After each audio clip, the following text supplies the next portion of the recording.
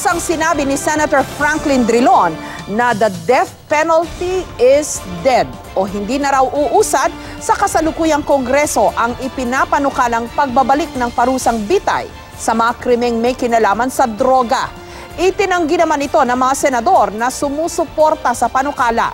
Lumabas din sa pinakabagong survey ng SWS na 6 sa bawat 10 Pilipino ang pabor sa pagbabalik ng death penalty. May report si Jamsi Sante.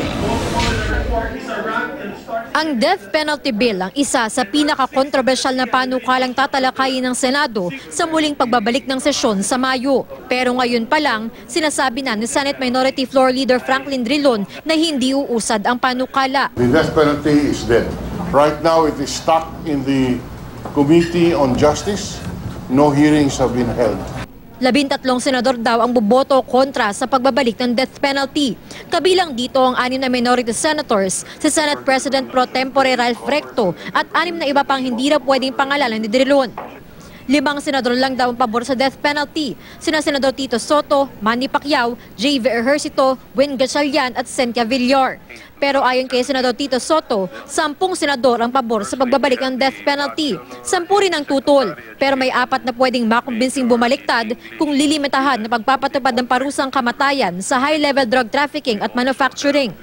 Buwelta pa niya kay Drilon, hindi raw siya si Nostradamus at dapat hintayin ng mga debate bago sabihing patayin na ang death penalty bill sa Kongreso.